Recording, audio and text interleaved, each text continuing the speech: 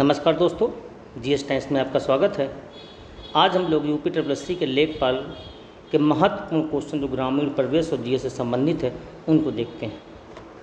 लेखपाल का पेपर बहुत नज़दीक है, तो अंतिम समय जो इम्पोर्टेंट प्रश्न है उनके रिवीजन के लिए शुरू करते हैं। पहला क्वेश्चन हमारा है, ग्रामीण क्षेत्र में महिला एवं बाल विकास कार्यक्रम की शुरुआत कब की गई? तो 1982 में शुरुआत की गई।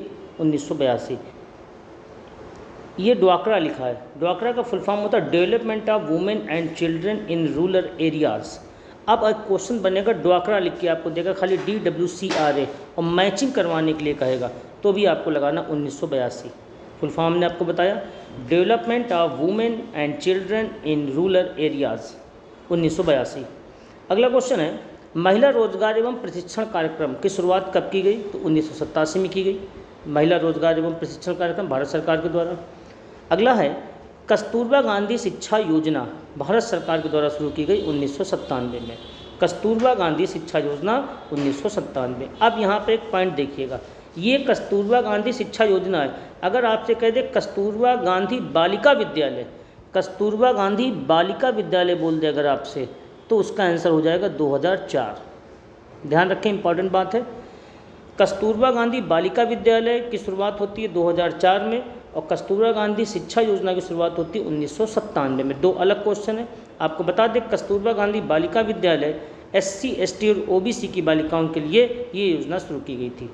तो ध्यान रखेंगे, कस्तूरबा गांधी सिंपल से तैयार हो जाता है, लेकिन अगर शिक्षा योजना कहेगा तो 97 और बालिका विद्यालय कहेगा तो 2004। अगला क्वेश्चन है, सुकन्या समृद्धि खाता योजना भारत सरकार के द्वारा शुरू की गई 22 जनवरी 2015। वेरी वेरी इंपॉर्टेंट है, 22 जनवरी 2015।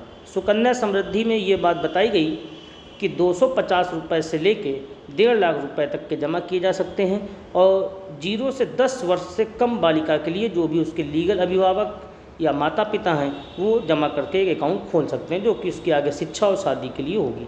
यहाँ पे सबसे महत्वपूर्ण एक बात है, सुकन्या समृद्धि खाता योजना की जो डेट है 22 जनवरी 2015 है और यही सेम डेट है बेटी बचाओ बेटी पढ़ाओ की।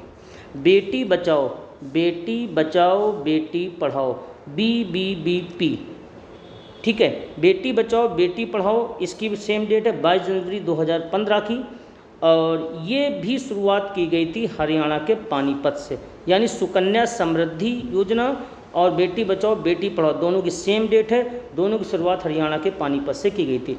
बेटी बचाओ बेटी पढ़ाओ बालिकाओं के गिरते हुए अनुपात से संबंधित योजना है। एक क्वेश्चन और बता दें, BBBP बेटी बचाओ बेटी पढ़ाओ, इसका नाम बदल के अब बदलाव कर दिया गया। क्या नाम हो गया है? बदलाव नाम हो गया है। अगला प्रश्न देखते हैं हम लोग, जननी सुरक्षा योजना भारत सरकार के द्वारा कब शुरू की गई? तो जननी सुरक्षा योजना 2005 में शुरू की गई। जननी सुरक्षा योजना 2005 में शुरू की गई। अगला प्रश्न, व्यापक फसल बीमा योजना सर्वप्रथम कब शुरू की गई? व्यापक फसल योजना की शुरुआत कब होती है? तो व्यापक फसल योजना की शुरुआत अप्रैल 1985 में की जाती है। अगला प्रश्न देखें, विवेकानंद समूह बीमा योजना किस देश की BPL दुर्घटना मृत्यु या विकलांगता बीमा योजना थी? अब देखिए, ये हमसे पूछ रहा है किस प्रदेश की योजना थी, तो मध्य प्रदेश लगाएंगे। विवेकानंद समूह बीमा योजना जो कि दुर्घटना मृत्यु या विकलांगता से संबंधित थी, मध्य प्रदेश की योजना थी। कृषि आय बीमा योजना में लघु या सीमांत किसानों को कितने प्रतिशत प्रीमियम अनुदान भारत सरकार के द्वारा उपलब्ध कराया जाता है? तो 75% अनुदान भारत सरकार के द्वारा दिया जाता है। अगला प्रश्न देखते हैं, स्वायत्त शासी संगठन बाल विकास संस्थान का मुख्यालय कहाँ है? बहुत इंपॉर्टेंट क्वेश्चन है। बाल विकास संस्थान का मुख्यालय कहाँ है? तो दिल्ली है। दिल्ली। देश का प्रथम फूड बैंक 8 जून 2012 को कहाँ खोला गया? तो दिल्ली खोला गया।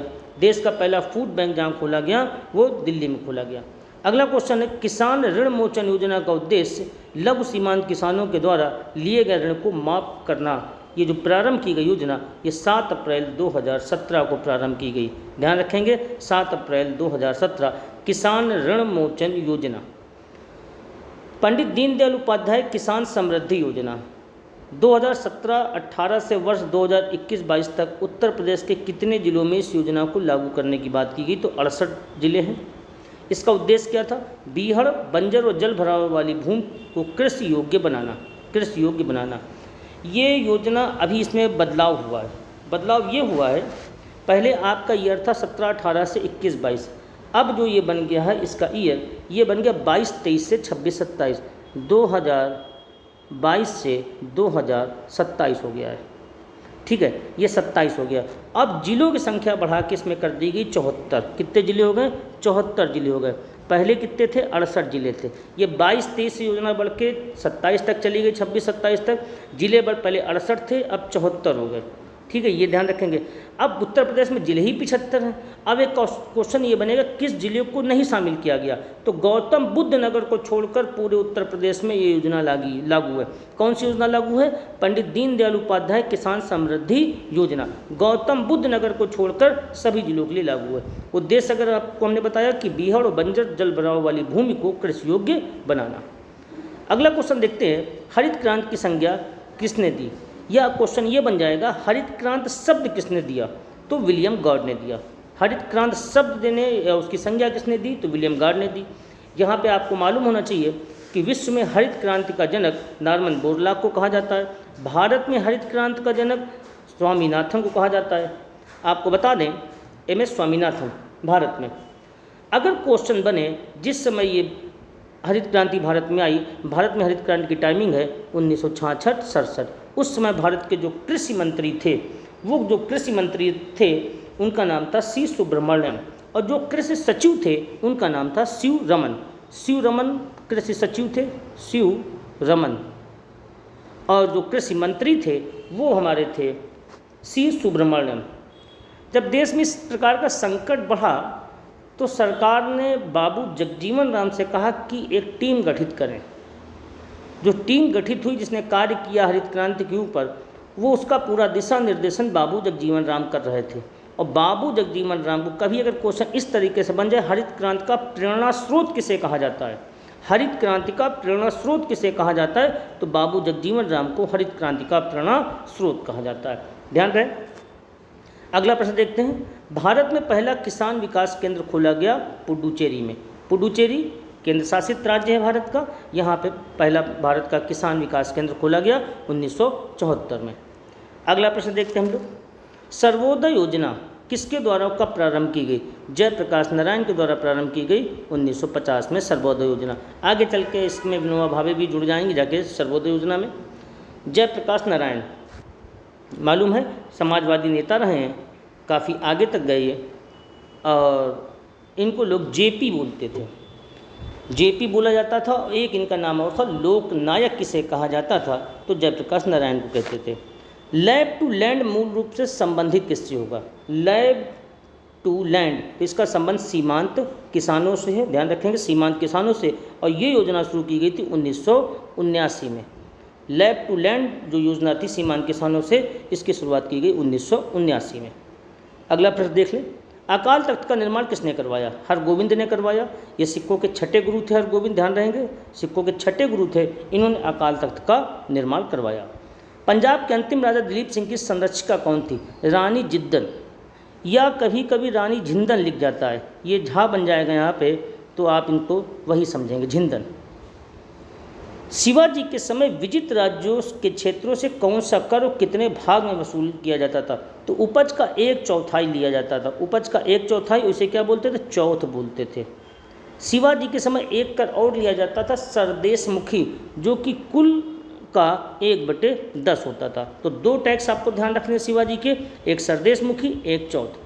अगला क्वेश्चन है, नहर टैक्स के विरोध में वर्धमान में किसानों का नेतृत्व किसने किया? तो बंकिम मुखर्जी ने किया। बंकिम मुखर्जी 1938 नहर टैक्स के विरोध में।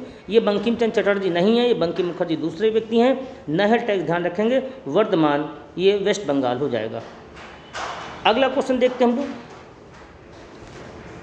नील विद्रोह 1859 से 60, इसके जो प्रमुख नेता थे नील विद्रोह के, वो दिगंबर विश्वास और विष्णु विश्वास थे। इसका आंदोलन का जो क्षेत्र था बिहार और बंगाल था।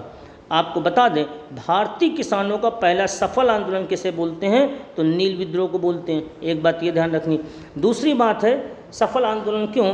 क्योंकि जब आंदोलन ये हुआ उसके बाद सरकार ने एक नील कमीशन बनाया, इंडिगो कमीशन बनाया, WS सीटोनवर के नेतृत्व में, WS सीटोनवर के नेतृत्व में बनाया। एक ये इंपॉर्टेंट बात है। दूसरी बात है, दीनबंधु मित्र, इनका एक नाटक आया था नील दर्पण। ये क्वेश्चन बहुत बनता है। दीनबंधु मित्र का नाटक था नील दर्पण, जिसमें इस आंदोलन के बारे में बताया गया था। ये एक क्वेश्चन बनता है कि नील दर्पण का विषय क्या था, तो किसानों का नील आंदोलन था। टाइमिंग हमने आपको बताई 1859 से 60, यानी 1857 की क्रांति के बाद जो आंदोलन शुरू हुआ वो ये था नील विद्रोह, जिसके नेता दिगंबर विश्वास और विष्णु विश्वास रहे। अगला है पावना विद्रोह, 1873 में हुआ, जिसके प्रमुख नेता ईशान राय, शंभूपाल। ये दो क्वेश्चन अक्सर पूछ लेता है कि शंभूपाल या ईशान राय किसके थे। अगला है मोपला किसान विद्रोह, 1836 से 1854। मोपला 2 बार में हुआ। एक टाइमिंग ये है मोपला की 1836 से 1854, और मोपला का जो दूसरा राउंड होगा वो होगा 1921 में, जब देश में असहयोग आंदोलन चल रहा था। 2 बात ध्यान रखेंगे, मोपला 1921 में इधर भी है, और पहले जो हुआ 1836 और 54 में हुआ। यहाँ पे आप तो देख रहे हैं नाम, सैयद अलावी और सैयद फजल पुकाव, ये पहले वाले में थे, और अली मुस्लियार ने 1921 वाला जो हुआ था यहाँ पे आंदोलन को नेतृत्व किया था। आपको बता दें, मोपला अरब मूल के निवासी थे जो केरल के मालाबार क्षेत्र में निवास करने लगे थे। ज़्यादातर किसान थे। अगर कभी ये क्वेश्चन बनता है कि सामूहिक रूप से किसानों ने आत्महत्या किस आंदोलन में की, तो मोपला आंदोलन में किसानों ने सामूहिक रूप से आत्महत्या की। एक घटना और यहाँ की फेमस है, बता देते हैं। पुडनूर रेलवे स्टेशन पे एक रेल के डिब्बे में 66 मोपलाओं को मार दिया गया था, मतलब बर्बरता के साथ इस आंदोलन को दबाया गया था। ये बिल्कुल उसी प्रकार की घटना थी जैसे आपने बंगाल में कालकोठरी की घटना सुनी होगी, इसे ब्लैक होल बोलते हैं। तो यहाँ पे रेलवे का नाम अगर बता दें, पुडनूर, ये कालकोठरी तरह की घटना थी। 66 मोपलाओं को जिंदा जला दिया गया था। अगला क्वेश्चन है बिजौलिया आंदोलन। बिजौलिया आंदोलन 1813 से शुरू हुआ, 1913 से शुरू हुआ, 1941 तक गया, जिसके नेता साधु सीताराम दास और विजय सिंह पथिक।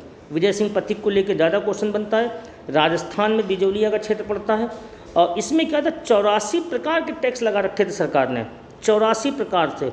अंततः इसको 1941 में सफलता प्राप्त होती है, और ये सफल आंदोलनों में से एक बन जाता है।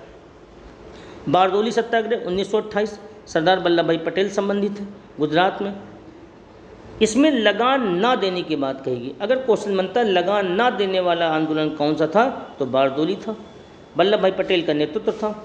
ये क्वेश्चन आपको पता होगा कि गुजरात की महिलाओं के द्वारा गांधी जी को के माध्यम से सरदार की उपाधि वल्लभ भाई पटेल को दी गई।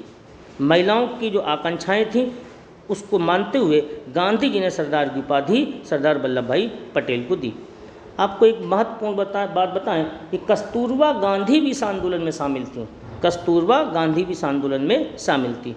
अगला क्वेश्चन है, कौन सा एक्ट गैगिंग एक्ट की संज्ञा से जाना जाता है? वारनाकुलर प्रेस एक्ट। वारनाकुलर प्रेस एक्ट 1878 में लागू किया गया था, ठीक है, और 1881 में समाप्त कर दिया गया था। एक क्वेश्चन ये बनता है। दूसरी बात, क्वेश्चन ये सबसे ज़्यादा बनता है, किसने लागू किया? तो लागू करने वाले लिटन थे। कौन थे? लिटन। ला से लागू, ला से लिटन, ध्यान रखेंगे। और रद्द करने वाले रिपन थे। रद्द करने वाले कौन थे? रिपन। रा से रद्द, रा से रिपन। किसने रद्द किया? तो रिपन ने रद्द किया। और लागू किसने किया? तो लिटन ने किया। वारनाकुलर जो प्रेस एक्ट था ये समाचार पत्र से संबंधित था। इसी को मुंह बंद करने वाला अधिनियम की संज्ञा भी दी जाती है। तो लिटन ने लागू कराया 1978 में और 1878 में, और 1881 में इसको रिपन ने रद्द कर दिया। लॉर्ड कर्जन को दूसरा औरंगजेब की उपाधि किसने दी? दूसरा औरंगजेब बोल दे या अंग्रेजी साम्राज्य का औरंगजेब बोल दे, बात वही रहेगी। तो गोपाल कृष्ण गोखले ने कहा था। लॉर्ड कर्जन वही थे। भारत में हिंदू मुसलमानों के बीच दंगा कराने का पहला श्रेय इन्हीं के ऊपर जाता है। बंगाल विभाजन किया था, उस इन्हीं की जिम्मेदारी थी, और उसके बाद से बंटवारा होना की बात बढ़ना शुरू हो जाती। इसलिए इनको औरंगजेब की संज्ञा गोपाल कृष्ण गोखले ने दी। योजना आयोग का प्रथम उपाध्यक्ष कौन था? गुलजारी लाल नंदा थे। अगर आपसे पूछ ले योजना आयोग का अंतिम उपाध्यक्ष कौन था, तो मोंटोक सिंह अहलूवालिया। मोंटोक सिंह अहलूवालिया योजना आयोग के अंतिम अध्यक्ष थे। आपको पता होगा कि योजना आयोग को समाप्त करके 2015 से शुरू हो गई थी नीति आयोग, ठीक है। तो नीति आयोग अब आ गई। तो योजना आयोग खत्म हो गई, तो योजना आयोग को पहला उपाध्यक्ष गुलजारी लाल नंदा, अंतिम मोहनटोक सिंह अहलूवालिया। काशी की बहन के रूप में किसे जानते हैं, तो गाजीपुर को काशी की बहन के रूप में जानते हैं। हींग व गुलाला नगरी, गुलाल वही होली वाला गुलाल है, हाथरस को बोलते हैं। संयुक्त राष्ट्र पर्यावरण कार्यक्रम की स्थापना कब हुई, तो 1972 में हुई। मुख्यालय कहाँ है, तो नैरोबी है, ये यूनेप करके आता है, united nation environment programme. UNEP का मुख्यालय कहाँ है, तो नैरोबी में स्थित है। अगला है संयुक्त राष्ट्र के प्रथम महासचिव ट्रिगवैली, नॉर्वे, ये पहले हैं, और वर्तमान में जो चल रहे हैं एंटोनियो गुटेरेस चल रहे हैं। अगला है टिपरी लोक नृत्य कहाँ से संबंधित है, तो टिपरी अगर पूछता है तो आप महाराष्ट्र बताते हैं। नहर देख लें कुछ, ऊपरी गंगा नहर, ये गंगा नदी से निकाली गई, हरिद्वार में स्थित है। बाण सागर नहर सोन नदी से निकाली गई, शहडोल मध्य प्रदेश से संबंधित है। धसान नहर बेतवा से निकाली गई, झांसी उत्तर प्रदेश से संबंधित है। राजघाट नहर बेतवा से निकाली गई, ललितपुर उत्तर प्रदेश से संबंधित है। तो यह महत्वपूर्ण प्रश्न हुए। कुछ इस तरीके से प्रश्न हमारे सामने पूछा जा सकता है। क्वेश्चन है, निम्नलिखित में से किस योजना का उद्देश्य लघु व सीमांत किसानों के द्वारा लिए गए कर्ज माफी के लिए अप्रैल 2017 में प्रारंभ किया गया। ऑप्शन है किसान ऋण मोचन योजना, किसान ऋण माफी योजना, किसान कर्ज माफी कार्यक्रम, मुख्यमंत्री किसान ऋण माफी योजना। इसका सही आंसर हो जाएगा किसान ऋण मोचन योजना। पिछली वीडियो में हमने आपसे क्वेश्चन पूछा था, ladder city of the world किस शहर को कहा जाता है, तो इसका सही आंसर कानपुर था। बहुत सारे लोगों ने सही आंसर दिया था कमेंट बॉक्स में। आज का हमारा प्रश्न है, 2005 में जननी सुरक्षा योजना किसके द्वारा शुरू गई। 4 ऑप्शन में आपके राज्य दिए गए हैं, मध्य प्रदेश, उत्तर प्रदेश, केंद्र सरकार और राजस्थान। आपको उसका सही आंसर कमेंट बॉक्स में देना है। धन्यवाद।